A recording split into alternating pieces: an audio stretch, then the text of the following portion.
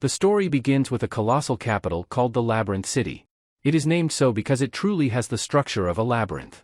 Thus, this city offers many life-changing opportunities for everyone. However, it is also full of dangers and traps. One will never know which path the city is leading them on and what lies behind it. A few seconds later, a guy named Nick appears. He is a renowned swordsman and a member of an exploration group called the 100 Martial Arts. This group is also well known in Labyrinth City. Nick is also our main character. He says that his life is going very smoothly. He has an extremely beautiful girlfriend who shares his dream of reaching the highest rank with his exploration team. This has been Nick's dream since he was young. However, on a beautiful day, Agus, the captain of the exploration team, suddenly kicks him out of the group, leaving him confused and without understanding. When he asks why, Agus gives him nonsensical excuses. He says Nick fights poorly and doesn't bring any money in. Nick is shocked and still cannot believe what has just happened. He has always seen Agus as a father figure because he grew up without a father. Nick decides to meet his girlfriend to relieve his heart a bit during this difficult time. But after she learns that he has been kicked out of the group, she adds another blow. She says she doesn't want to be associated with a nobody. He sits motionless in the cafe, even after she has left. He is stunned to realize that the girl only approached him to get close to the captain of the 100 Martial Arts group. There is no other hope. He chooses the path that any young man would choose in this situation.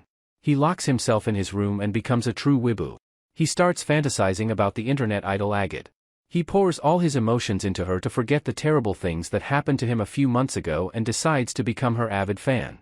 He spent all his time and money on the idol girl. To understand why the young man was so infatuated with Agate, we must turn back time to when his ex-girlfriend just dumped him. He was sitting alone, questioning why everyone around him had left, especially Agus. He recalled a past conversation with Agus. Agus said he kicked him out of the group because he thought he was better than the team leader. He often gave orders and commanded the others in the team, which Agus could not accept. Agus had to prevent him from taking command by any means necessary. As Nick was reminiscing about his sad memories and beginning to feel depressed, a beautiful girl with blue hair and an umbrella walked through the rain to where he was sitting.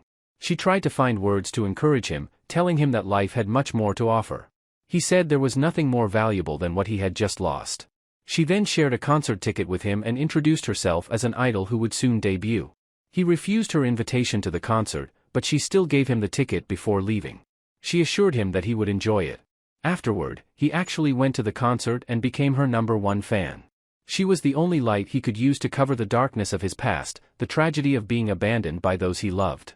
Now, he had someone else to cherish. After the concert, Nick brought home a pile of trinkets and merchandise sold at the concert. His room was filled with merchandise and posters, along with a plush toy of her lying happily. Then, he realized he had spent all his money on merchandise and had no money left for food or clothes. He couldn't survive in the maze city without returning to his job as an explorer. So, the next day, he decided to go to the gathering place of the young explorers. He wants to form a new exploration group, but this time he doesn't want to form close relationships, he just wants to earn money and then return to being a lonely fanboy of his idol as before. He sees a first-year student and intends to approach him to invite him to the team, but as he gets closer, Agus's voice echoes in his head. Agus tells him that he is untalented and lacks the qualities of a team leader. All his teammates think he is weak and useless. After recalling these words, Nick loses interest and doesn't want to talk to him. An old man arrives, pats him on the shoulder, and takes the young man and the team away. Agus once again puts him in a humiliating situation without even being present. Sitting in the bar, he sighs because all day he has been looked at like a fool in the gathering place of amateur adventurers. He is disappointed that he still hasn't formed a new exploration team. Not only that, he realizes he has completely lost confidence in himself after Agus's final words. Now he just wants revenge on Agus. But this is impossible because he still hasn't found a team as skilled as the Bachban martial arts, and he has no hope of finding new friends. He sits alone, drinking beer in the bar, avoiding contact with anyone, observing the people around him who are happily chatting after finding their new exploration team. Suddenly, 3 strangers walk into the bar and all sit at the only remaining table. They sit in awkward silence, and Nick realizes that these people haven't formed an exploration team or joined any existing team. His gaze falls on a mysterious girl in a purple outfit within the group. She holds a magical staff with a crystal attached to it. Despite her strange appearance, she radiates light in this room. He doesn't know why, but among these people, she seems to stand out significantly. He begins to observe and analyze each person, trying to guess who they are. First is that girl. he notices she seems to be a sorceress, while the person sitting opposite him appears to be a priest. And he is drunk. Nick guesses that he has just come out of a club because his body is heavily scented with women's perfume, and there is something deeply sad about his face. The last person is also a girl, half dragon blood. She is a hybrid between the dragon tribe and the human tribe. After finishing his analysis, the waiter brings 4 beers to their table. Nick decides to pick up a glass and toast, but not to anyone in particular. It's for himself. He no longer cares about Agus, his beautiful ex-girlfriend, or the fact that he was once a high-level explorer. He grips the handle of the glass, starts chugging, and then slams it down on the table. He yells that he will never trust anyone ever again. But surprisingly, at that moment, the other 3 also shout something similar. So, the story now shifts to the past of each person. They explain why they can no longer trust anyone. The first story is of the sorceress in the purple dress, named Tiana. She is a kind and lovely girl, studying magic at a magical academy. One day, while practicing magic as usual, the principal of the academy personally comes to talk to her. He praises her for being very humble, even though she has mastered all the magic systems in the world. He tells her she should be proud of herself, because she is the student with the most powerful magic in the entire academy. She felt joyous and proud after hearing these uplifting words. She left with a spring in her step, feeling triumphant about her achievements. She floated over to a nearby restaurant and stepped inside. She asked the girl at the reception desk if her fiancé, Alex, was there. The receptionist hesitated but managed to say that he was inside with someone else named Lynn. Undeterred, she walked straight in and found her beloved fiancé sitting with Lynn. She took a seat at their table and eagerly shared how the headmaster had praised her as the most talented mage in the academy. She was the only one her age who could wield lightning magic. However, Alex paid no attention and began spreading false rumors about her in front of Lynn. He said that she deliberately bullied Lynn because she was a commoner. Not only that, he claimed she seduced the professors to gain extra points and top scores in every exam. The headmaster, too, joined in the accusations, which infuriated Tiana. These baseless rumors were entirely of Alex's making. She told them both to stop, but Alex refused to listen. He then insulted her, feeling humiliated that she possessed stronger magic than him. To him, a woman excelling beyond him was inconceivable, and he despised Tiana for it. It turns out this handsome guy is the legendary type. Only 1 in 1 million sperm can create a masterpiece that touches people's hearts like he does. If the handsome guy doesn't want it, then leave it to me. He can't believe the truth that a woman can be better than him in every aspect. He intensely hates Tiana because of this. Adding to his bitterness, she was his girlfriend. Alex continued to mock and belittle her with unfounded rumors, eventually breaking up with her right there. He claimed that Lynn was a better match for him. Later, she learned that the two had become engaged. Her shock deepened when she realized their engagement was orchestrated due to mutual family interests. After Alex publicly rejected her, along with others in her household, she became a disgrace to her family. They coldly expelled her from the mansion where she had always lived. With nowhere else to go, Tiana had no choice but to leave the city. She went to the house where she was supposed to live after marrying Alex. She realized how lonely and out of place she felt after being betrayed by both her family and her lover. It was all because she was an exceptionally skilled sorceress, always surpassing others, which led to senseless jealousy from people. Tiana's eyes began to reflect bitterness, and she swore she would never trust anyone again. This made others very afraid of her. They never dared to look her in the eye. If they did, they would react like this waiter, screaming and jumping back in fear. Her eyes always seemed to express a deep-seated hatred for the world.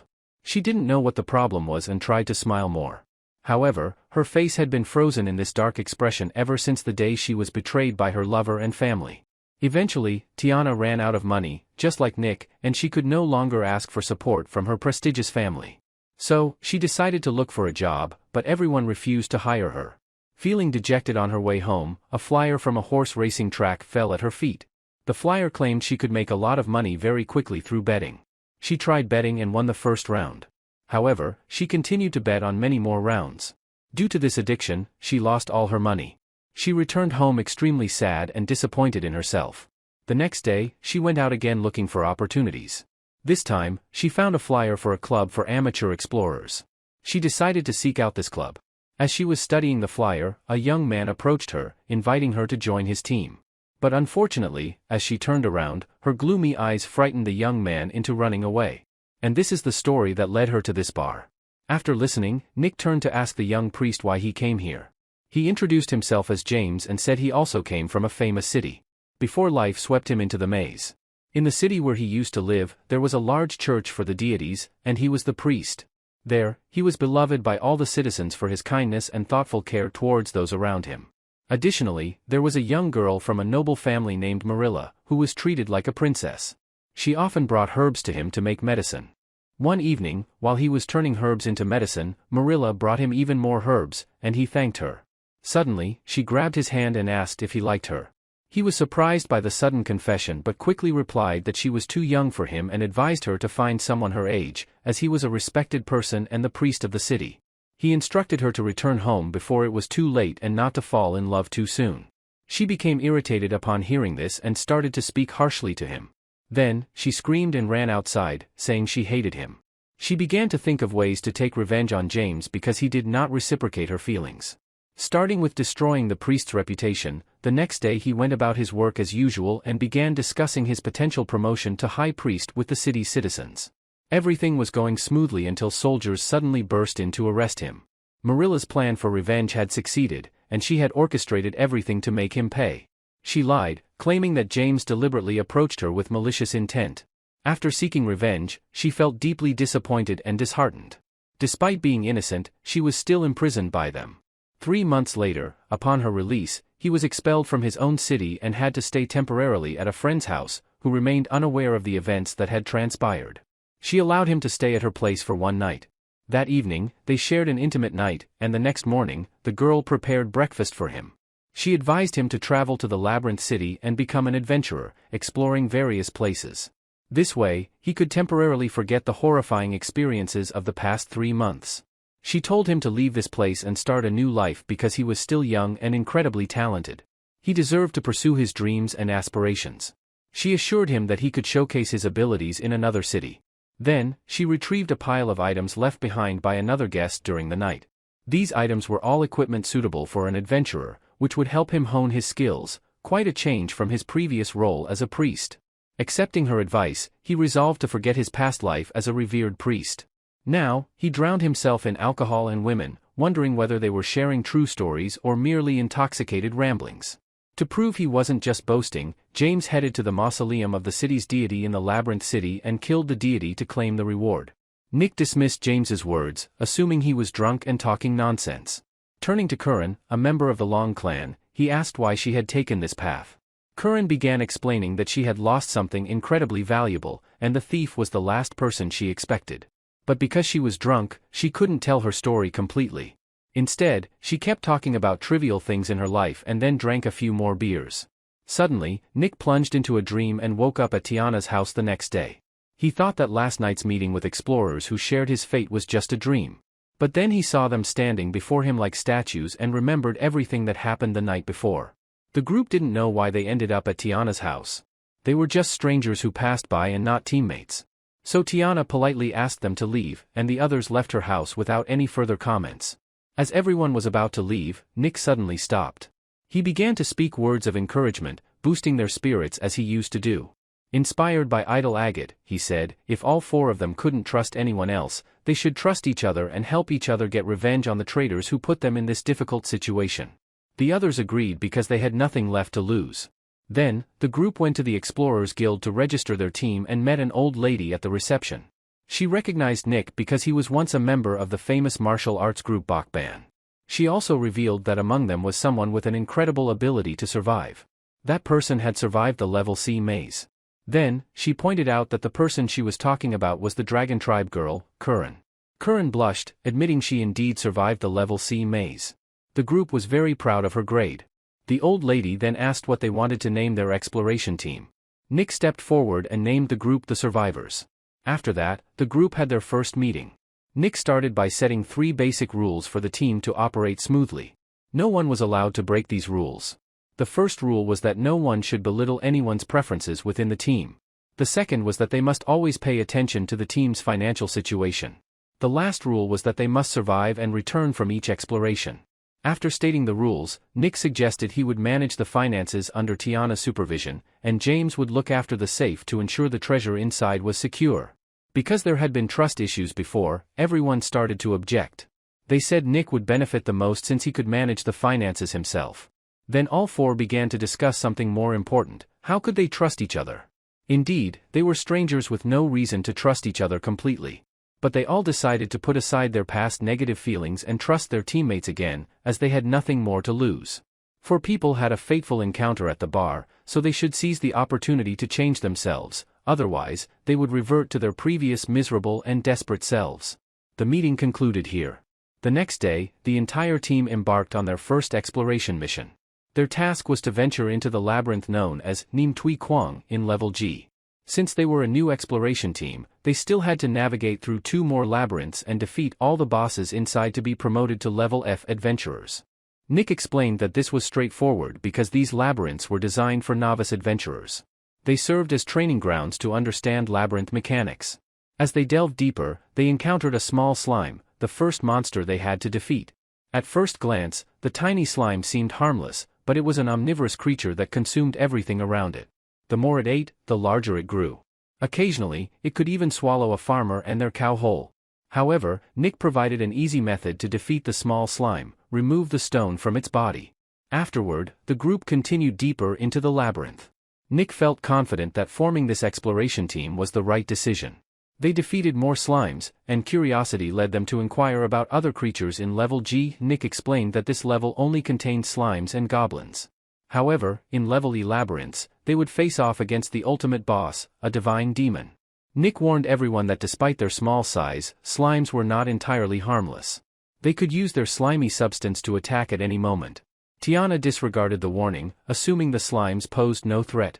Suddenly, one of the slimes sneakily attacked her, spraying slime onto her face.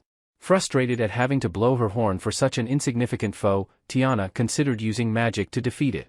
Unfortunately, her spell misfired and hit Curran instead. The two girls began arguing, and Curran expressed doubt that Tiana wouldn't make another mistake.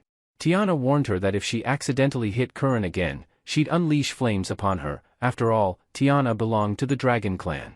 Afterward, the group reached the highest floor of the labyrinth, where a giant slime reigned supreme. Nick told everyone that it was the final boss of this labyrinth. Without hesitation, Tiana stepped forward and cast a powerful spell. She launched a massive ice dagger that pierced the creature, causing it to explode. Fortunately, no one was injured, and the team obtained a gem from its body to sell for money. After emerging from the labyrinth, Nick took this opportunity to redistribute the responsibilities among his team members. He began by discussing his own strengths and weaknesses. He suggested that he should be the team leader in combat situations because of his experience exploring labyrinths. However, he admitted that he could not use attack or healing magic, nor could he wield heavy weapons like Curran. Then, he encouraged everyone to share their strengths and weaknesses so they could trust each other and understand the limits of their teammates. However, they were still strangers, and everyone was reluctant to reveal their weaknesses to others. Nick said they didn't have to rush to disclose their weaknesses if they were still uncomfortable, but he was ready to share his because he knew it was the only way to build trust within the group. Finally, James decided to follow Nick's lead. He said his strength was in using healing magic, but his weakness was everything else in the world except healing. Tiana then stood up and approached Curran, seizing the moment to apologize for the earlier incident. She acknowledged her strength in water and wind magic, and she had strong thunder magic but was terrible with fire magic, which Curran excelled at. She emphasized that she was not good at close combat and did not know how to use any other type of weapon. Curran was not used to Tiana's kindness and began to feel moved. Seeing Tiana sitting down, shivering with cold, she released a small fireball that set the area near Tiana ablaze, warming her up. Curran then bashfully shouted that he meant to aim at her face but missed his words, making the whole team laugh. After that, the group continued deeper into the forest to find the next maze. Halfway there, they entered the territory of the goblins. At this point, Nick began to show his true skills. He single-handedly defeated all the goblins within a minute, shocking everyone in the team, as they wanted their team to be promoted quickly. Diana used her detection magic and discovered another group of goblins 500 meters away. James said that being able to use detection magic at such a distance is very rare because he also often studies different types of magic. Then, the group started a big argument with Nick about him hiding his profession from them. The group discovered Nick's weakness: he undervalues himself, or in other words, is extremely self-conscious and always hides his true strength from others. Curran also mentioned how he left her only one goblin to kill. While they were still arguing, Tiana warned that there was a very large source of magic in the forest where the goblins resided. However, this source of magic was so strong that they suspected it was not a goblin. Nick told the group it could be an ogre or an evolved goblin, and fighting it would not be easy, especially since their team was all amateurs and could easily lose their lives with just one misstep. He said the mission to defeat it would depend entirely on him and Curran because goblins and ogres have a very good resistance to magic, so they could only use Tiana and James's magic attacks as bait while he and Curran charged in with a combo to slash the monster. With Curran's huge sword, they would have a high chance of victory. She was the hope of the whole team. After a while, they reached the lair of the monster. A group of goblins stood around protecting the giant ogre. Curran followed Nick's instructions and volunteered to go first, with the others following behind. Tiana and James stood to one side, using healing and attack magic to further distract the monsters from afar. Nick rushed in to kill all the small goblins. Curran empowered her sword with fire magic, swung it, leaped into the air, spun beautifully, and struck the ogre, successfully defeating the monster by splitting it in two. After that, everyone started to break the horns off the goblins. Nick tried hard but couldn't break the horn of one and lost his balance, falling onto Curran, causing the necklace she liked to fall to the ground and shatter. The story takes us back to the past. At this moment, Curran was strolling through a bustling market and noticed a necklace that had caught her eye earlier. She didn't have the money to buy it, but a shady merchant accused her of scratching the necklace and demanded payment. A fellow adventurer named Kalios intervened, exposing the merchant's shady business practices. To avoid any trouble, Kalios decided to give Curran the necklace for free. From that moment, Curran vowed eternal loyalty to Kalios, believing him to be her hero. She wanted to repay his kindness by risking her life in every labyrinth they explored together. During their missions, she never suspected that her long clan heritage was being exploited. However, one day, someone she deeply respected proved that she had been too naive. Curran found herself struggling against the venom of a giant snake. With a decisive strike, she killed the serpent and collected valuable items from the creature. However, Kalios and their other companions abandoned her there. As if her situation wasn't dire enough, Kalios played another cruel trick by taking the sacred gem of the Dragon King, a revered artifact entrusted to Curran to guard with her life. Despite searching for Kalios diligently, she found no trace of him. Disheartened, she decided to let go of this chapter. By chance, she crossed paths with Fifth, a renowned adventurer respected by all. He possessed extraordinary strength and had special permission to explore the labyrinths alone. Not only was he famous for his daring exploits, but he was also known as a food connoisseur. In short, Fifth was the reason Curran developed an everlasting love for food. What better way to forget her sorrows than to fill her stomach and remind herself that food could nourish her better than anything else? Just like Nick or any other struggling soul on this planet, she had to earn money to support her passion. Back in the present, Nick was racking his brain, trying to find a replacement for the necklace he accidentally broke when he bumped into Curran. It seemed he was quite the fan, encountering his idol once again in the same shop. The two sat down to chat, and Nick shared his dilemma with her. Curran advised him not to overthink things and simply be a good friend to her. A while later, Nick encountered Curran at the open-air market and learned that she wasn't angry with him for breaking the necklace. She added that she loves her current life much more than before. The whole group has been promoted to F-level explorers and has started to attract attention from other exploration teams. The group wants to set aside an evening to celebrate their first victory. Right after that, Wilma summoned them to the Explorers Guild to assign them a new mission. They must enter the Labyrinth of Kinship to retrieve the sacred sword of kinship inside. As soon as the group entered the Labyrinth of Kinship, they were greeted by a series of monsters created by humans. Curran used fire to incinerate them. They continued to follow the map provided by the Explorers Guild, reaching a corridor with only one light. Nick decided to volunteer to scout the area first. After a while, a door opened, and they stepped into a large hall. Tiana used her detection magic and informed them that the place was safe. However, the lights suddenly turned on brightly, and a strange voice began to welcome them. Looking around, they discovered that the voice came from a sword hilt nearby. Nick doubted it was the sacred sword because it had no blade attached. The sword hilt became angry, claiming it was indeed the legendary sacred sword. After a verbal duel with Nick, it said it would reward those explorers who cherish integrity and friendship. It also boasted that it was not only a legendary sacred sword but also a weapon of the highest divine quality. While the sacred sword was still bragging about its power, Nick and his companions coldly declared that they intended to sell it. As the sword hilt started to curse, Nick picked it up and looked at it with eyes sparkling with dollar signs. Things took an unexpected turn when the protective system suddenly alarmed, and an Amalma golem crashed through the wall into the hall.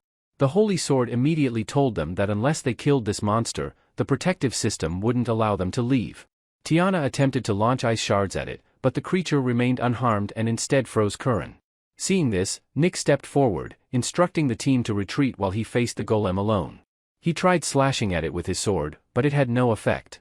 The Holy Sword reminded him that this golem had physical resistance and suggested activating its power to use against the golem.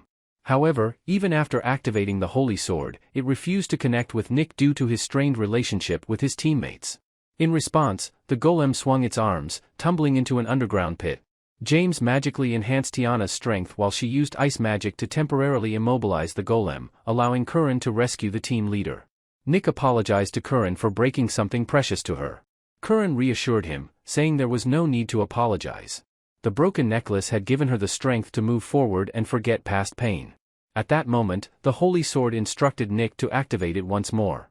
Inside, James and Tiana embraced, preparing to head toward the Golden Spring, when a supreme entity formed from the fusion of Nick and Curran appeared before them. Combining their skills and spirits, the two supreme beings shattered the golem into 100 pieces, proving their camaraderie.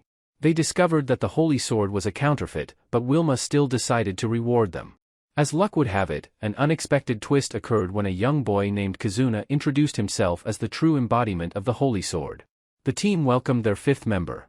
Later, while Tiana slept, she dreamt of a former professor who had supported her but was now dismissed due to baseless rumors spread by her ex-fiancé.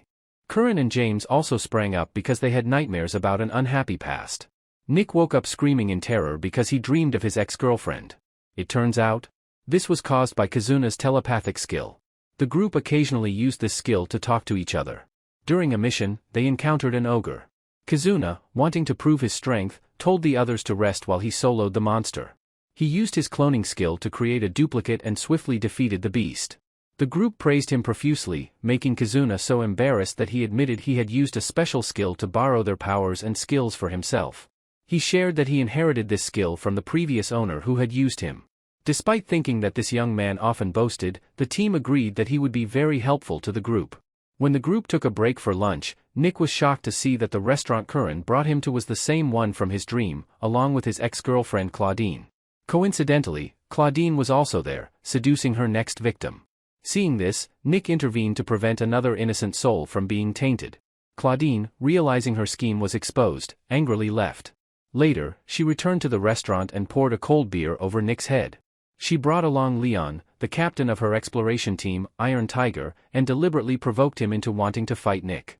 However, Nick had already winked at Leon to signal that she was a gold digger and would soon leave their team. As soon as he had used the captain, Leon pretended to go outside to fight Nick in an alley, then apologized to Nick and said he would soon kick Claudine out of the team for the trouble she caused them. He began to show interest in collaborating with Nick and admired his intelligence for creating the survival team to take advantage of those odd characters. Nick, realizing Leon was projecting his own thoughts onto him, punched him to bring him to his senses. Immediately after, he was ambushed by Beck, Leon's teammate. Then, he was also attacked from behind by Curran, who knocked him down. Wilma also came to join the fun instead of resolving the conflict. She told the two to settle it among themselves in the style of an explorer. Thus, Leon challenged Nick to a contest called Math Boxing. To understand the rules better, this contest includes 10 rounds. 2 people from each team will go up to the ring to fight. Meanwhile, their teammates below start solving math questions. Whoever scores the highest will earn an attack for their teammate. This made Curran hold his head in agony. He was already bad at math and now had to face Claudine. She lived only to count money and began to mock Curran as the weakest of the lot. A few days later, the whole group worked hard to help Curran overcome his ignorance in math. Meanwhile, James began to move his house into a bar. To be fair, among them all, he had the most tragic past. So, he deserved to be the greatest villain. However, he chose a healthier way to release his emotions than many other villains. But it turned out he didn't just go to the bar to relieve his heartache. He also gathered information about the Iron Tiger team and their illegal dealings. So, he and the group decided to plan to defeat the Iron Tiger team and expose their filthy faces. The day of the final math boxing contest finally arrived. Nick and Leon were present on the mat, while Curran and Claudine sat below solving math. Curran quickly answered all the questions and finished first, which made her very happy. But her joy faded when she found out Claudine had answered more questions correctly. Thus, Leon got a free punch to Nick's stomach. After taking a punch to the gut, Nick was continuously jabbed in the face by Leon in round 2, causing Curran to start worrying. Leon then stalled, dodging Nick's punches until the end of round 3. He looked around but did not see the suspect appear. Tiana decided to test him. She suggested they let the math solvers finish all the remaining questions in one go. If they lost, it would mean taking 7 punches. Nick still accepted this proposal. Wilma also nodded in agreement, and Curran and Claudine began their final confrontation. At this moment, Tiana signaled to Kazuna and James to search for the culprit. It turned out that Beck was using telepathy to provide answers for Claudine. The Thiat Ho exploration team was arrested by the court for cheating and other crimes that had not yet come to light. Leon was also detained for questioning, helping other innocent young people avoid heartbreak and financial loss. Elsewhere, Leon was being interrogated by a guard about the missing artifact. He claimed that the sword was no longer available even on the black market and threatened to torture Leon. Unwilling to waste time, Leon summoned his destructive sword. After winning a large sum of money from a boxing match, Nick, Curran, and Tiana went to a casino to try their luck, but unfortunately, the ice cream they wanted was sold out. Tiana played and won all the chips from the other players. Donnie, Agate's boyfriend, left the table in frustration after losing. However, he soon ran into another group of people. Leon, now transformed into a terrifying monster after activating the protective sword, was on the loose. He had escaped from prison and was causing chaos, determined to find Nick. When Tiana confronted him, she couldn't believe that the creature before her was Leon. Leon explained that as a monster, he could detect lies by smelling deceit. He advised Tiana to reveal Nick's true location. She quickly responded, telling him that holding her hostage was pointless because the Thiat Ho exploration team were not friends, they were merely individuals who had lost faith in life and humanity, banding together to survive. Leon pondered her words. Seizing an opportunity, Tiana struck him and fled. However, Leon, seemingly unfazed, caught up with her. She instructed Donnie to take Agate outside while she faced Leon alone. Tiana assured him that Nick would not rescue her, and he sensed her honesty. Not wanting to prolong the situation, Leon decided to end it with a swift strike. Just when they thought Nick wouldn't save her, he appeared, deflecting the blow. Kazuna also transformed into a holy sword to support him in battle.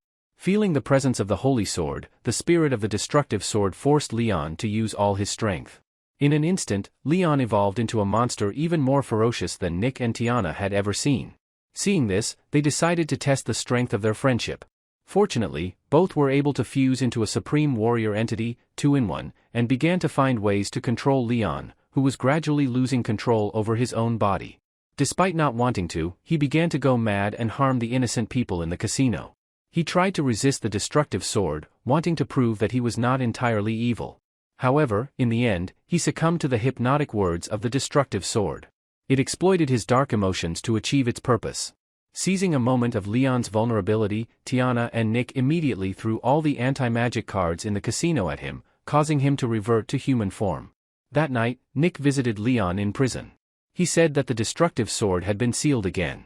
He also added that he and Tiana both knew that he had tried to resist killing the innocent people despite being controlled by the sword, returning to the past once more. At this point, we return to Agate, at a time when she was still known by her real name, Belle Hadid. She used to work in Donnie's bar and occasionally performed as a singer. There, she was unaware that a music producer visited every night, and what was meant to happen, happened. After he invited her to become an idol and she witnessed other idols performing on stage, she knew this was the path she wanted to pursue. Everything remained rosy until her boyfriend Donnie started to change, his business failed, and in his desire to cling to his girlfriend for a living, he continuously borrowed money from his idol girlfriend. Not long after, he began to suffer from a gambling addiction. Coincidentally, while at the casino, he accidentally bumped into the red-black addicted queen, Tiana, without realizing that the supreme entity before him was the fusion of Tiana and Nick. Something began to stir inside Agate when she saw the truth. She started to view this reality as her idol and called it the female knight. After an accident at the casino, Donnie was given a large sum of money to pay off his debts, with the condition that he had to break up with Agate.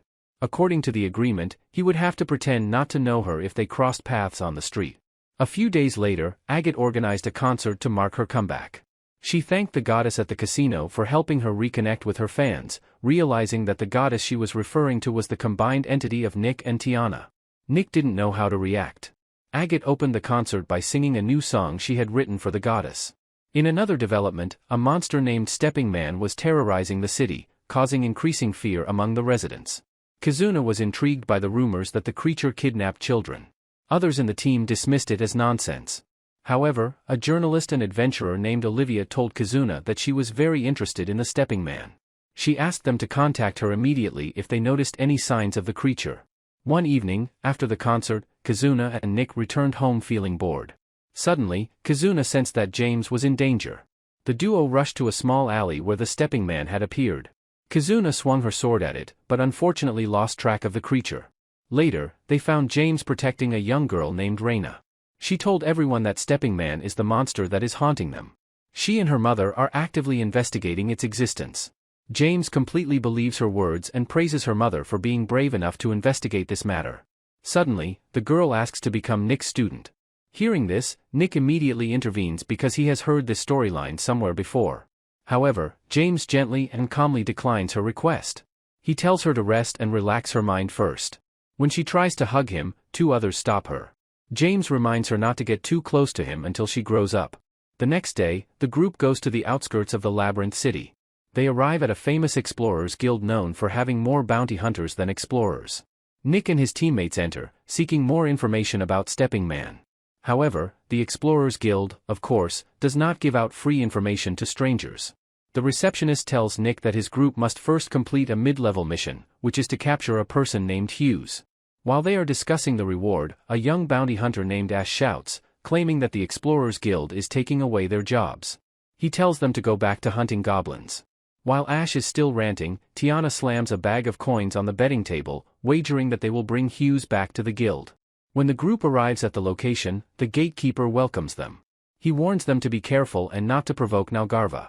Then, the group encounters a gang and tries to extract all the information they have about Hughes. As they go deeper, James grows increasingly worried about the extremely poor living conditions of the local people. Soon after, they find Hughes and easily capture him. As they are about to leave, they are stopped by Nalgarva, who was once a priest. He claims that Hughes is his patient and is suffering from the yellow demon disease. Nick informs him that Hughes is a wanted criminal, forcing Nalgarva to let them take him away. Kazuna also takes the opportunity to ask him more about Stepping Man. However, Nalgarva does not give them any additional information. Nevertheless, they learn from Hughes that a girl often comes here to distribute candy to the children in this area. Returning to the Adventurers Guild, Tiana used her winning bet money to treat everyone to a round of beer. The next morning, the Adventurers Guild gave them a reward and reports related to Stepping Man. Olivia suddenly appeared and began to question Reina, who was unsuspecting after hearing Curran and Kazuna's story about meeting Stepping Man with Olivia. Nick started to interrogate Olivia. When she was questioned, she flew up to the roof and escaped, rendering Tiana and Curran's door-guarding efforts futile. Afterward, Reina's mother, Adam, came to thank them. It seemed she is a famous adventurer, and Nick also said she is of A rank. She also revealed that she knows Fifth, who has now become a Stepping Man-level adventurer. Suddenly, Reina brought up her desire to become James's student. At that moment, he could no longer pretend and admitted that he had a fear of Lolas. She asked, then why didn't he just leave instead of saving her? He replied, who would do that? He was also surprised by himself and thought that perhaps one day he would overcome his fear. After listening to James talk about the ghosts of his past, everyone discussed the main issue, how to catch Stepping Man. Nick asked Adam to teach him how to catch Stepping Man. She started by giving them a type of mushroom water that helps them use their full magical potential. After a wave of encouragement, the whole group began to physically train to jump high into the air and catch up with Stepping Man. One evening, the group encountered Stepping Man again. This time he still escaped. However, they began to suspect that Olivia was not Stepping Man. They truly suspected that Stepping Man had used some ancient magical tool. Nick decided to visit Leon in prison.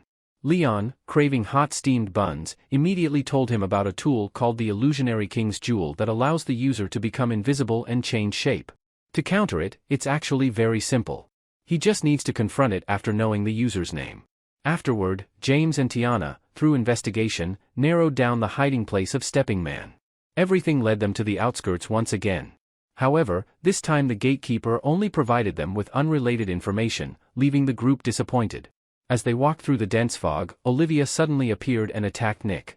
Recognizing the skills he had learned to deal with Stepping Man, she accused him of being the culprit.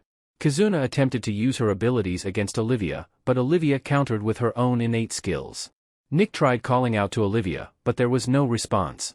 The group decided to sit down and talk. Olivia confessed that she was indeed a journalist and also Stepping Man. However, Stepping Man was a title she held when she used to be a full-time explorer. Realizing that neither side specialized in kidnapping children, they decided to collaborate to find the true perpetrator. They investigated the most recent victim of Stepping Man, hoping to gather more information. While examining the poor girl's body, James discovered a small fragment of the Huin Vong Bao Nok gem on her. As Olivia crushed the gem, markings and moles appeared on the girl's skin. The group also found signs of the ongoing treatment for the Golden Demon disease on the girl. After reviewing all the cases, they realized that the victims had congregated in one place. James was astonished to recognize the true mastermind behind the recent crimes. In the next scene, Nick was in a confrontation with Stepping Man. Nick called out to him, causing Stepping Man's facade to dissolve, revealing the face of Nalgarva, a former priest and physician. The two fought fiercely until Nick trapped Nalgarva, surrounded by his teammates. James questioned Nalgarva about why he had spread the disease. Nalgarva revealed that he had lost his daughter to the Golden Demon disease. But even worse, people speculated that his daughter contracted the disease due to promiscuity. At that time, people still believed it was a sexually transmitted infection. In reality, she was infected accidentally by another patient while Nalgarva was studying to continue his father's legacy. Determined not to let his daughter's death be in vain, he researched ways to cure the disease at any cost, even if it meant sacrificing innocent lives. James confronted him, asking if he ever considered the pain suffered by the children and their families. Unrepentant, Nalgarva laughed, claiming that nothing they did would change the situation. Suddenly, a fully armored knight appeared and aimed an energy beam through Nalgarva's chest. James wanted to jump in and heal the old man, but he was thrown far away by the knight. Tiana and Curran, also enraged, attacked the knight simultaneously, but to no avail, and were quickly defeated by him. Olivia appeared unexpectedly to aid them and called the knight White Mask. She managed to block his sword with her hand and then continuously attacked him, buying time for Nick to merge with James in time. Realizing that his opponent also possessed a treasure, White Mask trapped Olivia in a red sphere to prevent her from interfering further. This red sphere could create internal pressure and would crush Olivia if she did not escape in time. The two-in-one warrior wanted to rescue her but was immediately blocked by White Mask. Unable to match his incredible strength, they switched to using Nick's strength, speed, something White Mask lacked. They distracted White Mask, causing him to lose focus and weakening the barrier of the red sphere, allowing Olivia to easily break it and escape. She then ran to distract him once more. White Mask, thinking he had the upper hand, was stabbed in the face by a flying holy sword. He was quite pleased to see someone who could fight on par with him and decided to leave temporarily, but not before blowing up the entire building. Fortunately, the others only suffered minor scratches. However, Nalgarva's case was different. He knew he would not survive, not killed by White Mask's curse, then by the Golden Demon disease corroding him. He told the team to leave before the place collapsed. James, out of compassion, used magic to relieve him of pain before dying. The group was relieved to have finally resolved the Stepping Man case. However, Olivia warned them of a greater threat than White Mask, who was still at large, and it was very likely he was working for someone even stronger than himself. Olivia advised them to stay vigilant. Afterward, she revealed her true identity for the nth time, saying that besides being a reporter, an adventurer, and Stepping Man, she was also a weapon capable of fighting against demon gods, called the Martial Sword. After putting the Stepping Man case behind them, the survival team was immersed in an inexplicable sorrow. Nick began to recall the face of the robber who had killed his parents. If not for Agus saving him, he would have let his parents' sacrifice be in vain. After saving him, Agus led him to battle with his team. Time and again, even after being kicked out of the team, he still kept the broken knife that Agus had given him. During that time, James was running a therapeutic shop for the residents living in the mouse-infested area. Some might even consider him the successor to Nalgarva, although in truth, he wasn't sure if he took up this role to honor the late elder or simply to satisfy himself. Regardless, he genuinely enjoyed helping others. On the other side, Tiana woke up several times during the night. She decided to play red-black again to ease her troubled heart, but it didn't bring the satisfaction it once did. When Curran met his team in the Adventurers Guild, he always wore a cheerful smile. However, when he was alone, he realized he couldn't forget the past or forgive Kalios. He wanted Kalios to pay for stealing the Dragon King's gem from him. While out for a walk, Tiana spotted a former swindler attempting his old tricks on a young girl. Seeing her, the swindler turned pale and decided to let the girl go. At that moment, Nick and the team invited her to join them at the festival. The group planned to unwind after a tense period. However, Olivia suddenly caught up with them, looking serious. She had read a flyer announcing the resurrection of the shadow deity. Olivia believed that the white-masked figure was connected to this event and suggested they find the Jade Emperor's sapphire, which had been sold in the black market. Curran asked if the market sold the Dragon King's gem that Tiana was seeking. To console her, the team transformed her personal quest into a group mission. And so, the Kusin Tun team eagerly prepared for their pursuit of the new villain. Meanwhile, Kizuna and Olivia had a private exchange. As two chosen protectors, they were confident they would outlast mere survivors. Olivia thought the adventurers lacked ambition, but Kizuna assured her they had a long road ahead to hone their skills. Both were determined that the Kusin Tun team would defeat the shadow deity and save humanity. And with that, the video comes to an end. If you find it interesting, please remember to like and subscribe to support my channel. Your encouragement motivates me to create even better videos. Thank you very much.